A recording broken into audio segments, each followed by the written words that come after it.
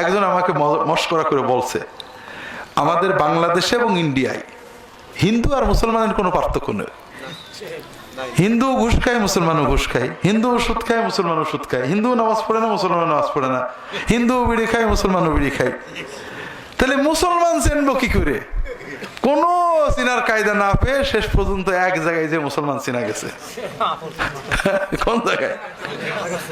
হ্যাঁ, কাপড় খোলার পরে, ঠিক না? তো এই জন্য ওই কাজটার নাম দেওয়া হয়েছে মুসলমানি, কিন্তু আসলে কি ওইটা মুসলমানি নাকি? ওটার সাথে ইসলামের কোনো সম্পর্ক আছে? ওটা সুন্নত জিনিস, ওটা না করলে ইসলামের কোনো ক্ষতি আছে নাকি? ইসলাম হলো ঈমান, ইসলাম হলো নামাজ, ইসলাম হলো সততা, ইসলাম হলো পিতামাতার খেদমত, কিন্তু এতে কিছুই নেই। এই জন্য ওই কাজটার নাম করা হয়েছে মুসলমানি। কথা বোঝেননি?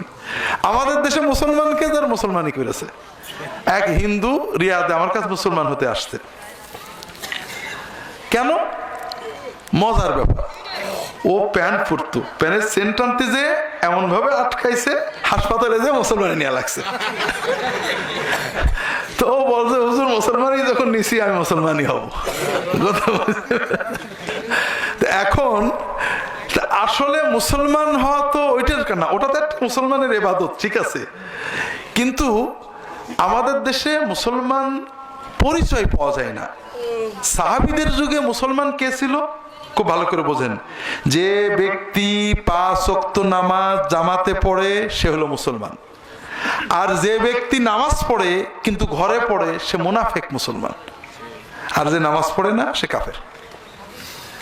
কিন্তু আমরা জামাতের গুরুত্ব বুঝি না ভাই। সারা রাত তাহাজ্জুদ পড়ার চেয়ে জামাতে নামাজ পড়া অনেক গুরুত্ব।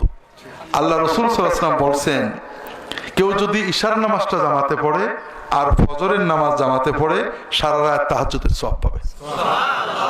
কাজেই ভাইরা, জামাতে নামাজ ছাড়বেন না। অনেকে বলে জমকের পিছনে নামাজ হয় না, তমকের ও ভালো ইমাম না।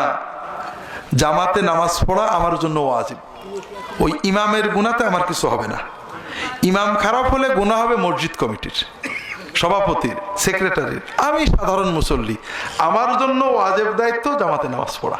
কাজেই জামাতে নামাজ পড়বেন, জামাত যেন মিস না হয়। যদি কোথাও মাঠে ঘাটে থাকেন, ওই 2-3 জনে মিলেই জামাত করবেন, এটাতেও কিন্তু জামাতের সওয়াব পেয়ে যাবেন। একা পড়বেন না। লুঙ্গি পরে, টুপি মাথায় দিয়ে, গেঞ্জি গায়ে দিয়ে, হাঁটু সমান কাপড় পরে, কাদা সহ অজু করে ওই মাঠে 3 জনে দাঁড়িয়েই জামাতে নামাজ পড়বেন। কথা কি বুঝতে পেরেছে? জামাত ছাড়া যেন এক ওয়াক্ত নামাজও না হয়। আর বিশেষ করে ফজর এবং ইশার জামাত, মসজিদে যাওয়া হলো ইমানের লক্ষণ, আর বাড়ি পড়া হলো মুনাফিকের লক্ষণ। রাসূলুল্লাহ সাল্লাল্লাহু আলাইহি ওয়াসাল্লাম বলছেন, আফকালুস সালাতি আলাল মুনাফিকিন আল আতামাতা ওয়াস সুবহ। মুনাফিকদের জন্য সবচেয়ে কঠিন হলো ফজরের জামাতে আসা আর ইশার জামাতে আসা। যদি তারা বুঝতো যে মসজিদে গেলে 2টো হাড় পাওয়া যাবে, সিদ্ধ হাড়, যেমন আমাদের বাংলাদেশে পরিভাষায় জিলেপি পাওয়া যাবে, তাহলে ওরা মসজিদে আসতো। কিন্তু আল্লাহ যে এত সওয়াব দেবে এই চিন্তায় মসজিদে আসে না। কথা বোঝেননি? যদি ছেলে ফেলে শোনে জিলেপি আছে, ঠিকই মসজিদে যায়, কিন্তু আল্লাহ যে কত সওয়াব দেবে, কত খুশি হবে, কত বরকত দেবে, কত উন্নতি দেবে, এই চিন্তাটা মনে থাকে না।